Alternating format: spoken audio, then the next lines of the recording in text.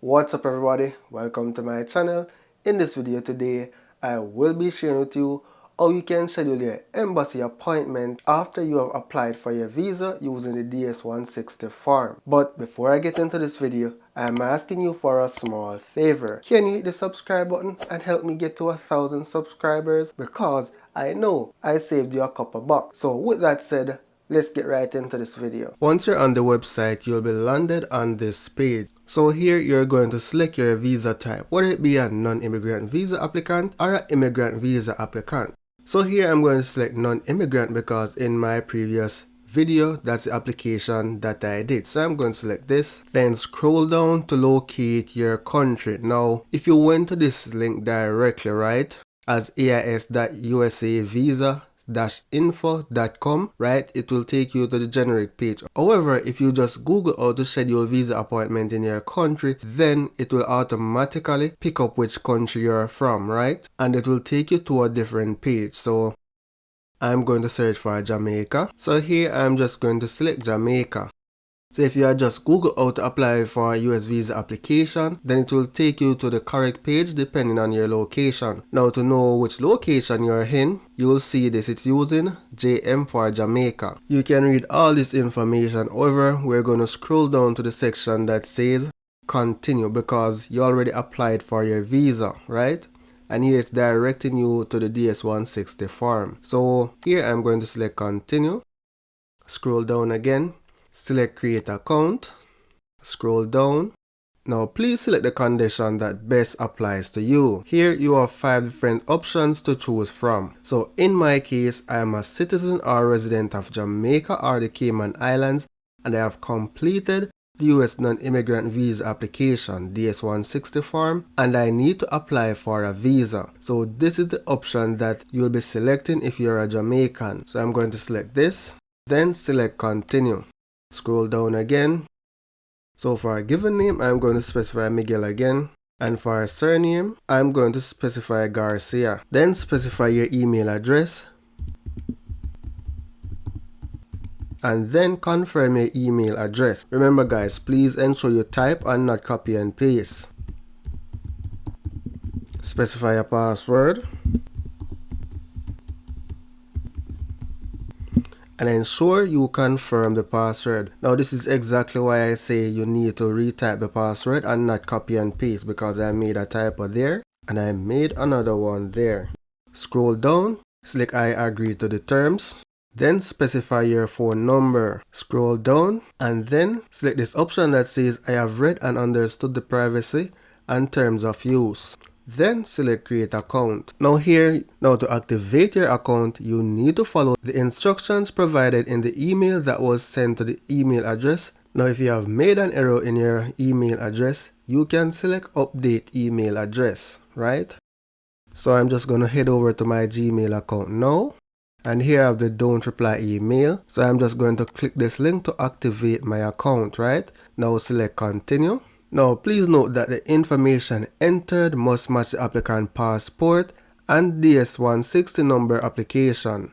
Any discrepancy will result in delays in the return of the applicant's documents. So ensure that the information here matches back what you specify on your application. So I'm going to select the country of issuing passport, Jamaica, country of birth, Jamaica, country of permanent residency, Jamaica. I'm going to have to Google again to get this passport number which I use. Here I'm going to specify a random passport number because there's no validation being done at this point, right? So I can't really specify anything. So that's why it's very important that you specify the information accurately.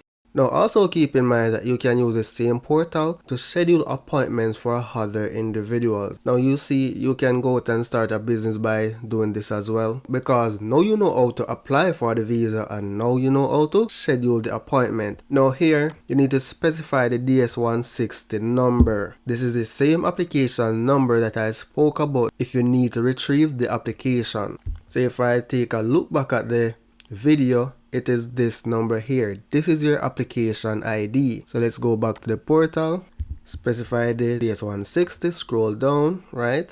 Select your visa class. We applied for a B1, B2. Date of birth, it was January. Remember, this has to match back. However, I don't remember what exactly I put in that video. Gender, female. For the phone number, I'm going to put a random phone number. Now, if you wish to receive text alerts, you can agree to this option here and then specify the phone number, right? That would be good for you to do.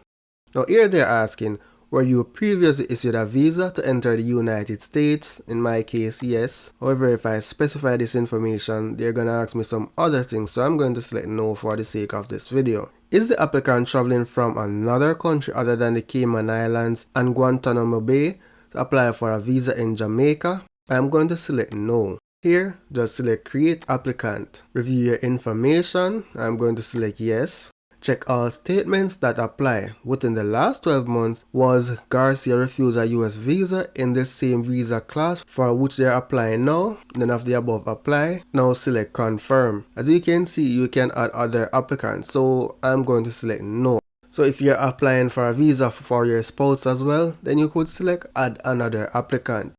So here I'm just going to select no. Now here, so basically here you're going to select the location which you can pick up your document after it is processed. So here we only have one location and it's the Kingston Document Center, and this is the address of the building, right? Unit number 19, first floor, Kingston 10.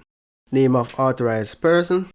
Now specify the name of person who will be authorized to pick up the document. So I'm just gonna say Miguel Garcia. Now the name entered here must match the ID of the person authorized to pick up the visa.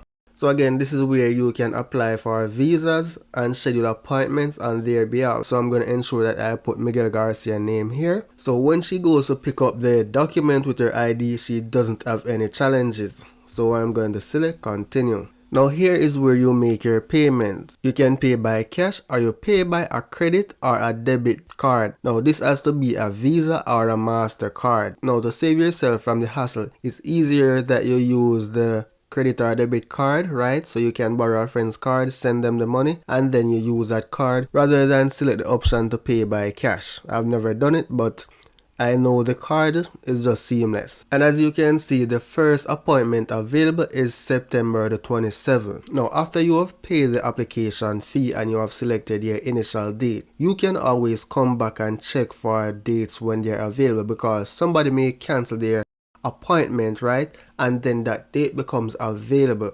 So you have to constantly check to see if there are earlier dates available if you want an earlier date than what's available. It's not set in stone, guys. So for now, I'm just going to select pay by cash and continue. I'm going to select OK, select continue. After you schedule your appointment, the next step is the instruction page. Now here you'll see all the relevant information that you need to take to the appointment. Now the primary things that you need for the interview, if you're doing a tourist visa or a business visa, is your employment letter, your passport, and the confirmation sheet. Now guys, as you can see that you can literally apply for your visa within an hour and schedule your appointment in less than half an hour. So in total, less than 2 hours to do this. So I may just have saved you $10,000-$20,000. So guys, the least you can do for me right now is just hit the subscribe button and help me get to 1,000 subscribers. Thank you for watching and see you in the next video.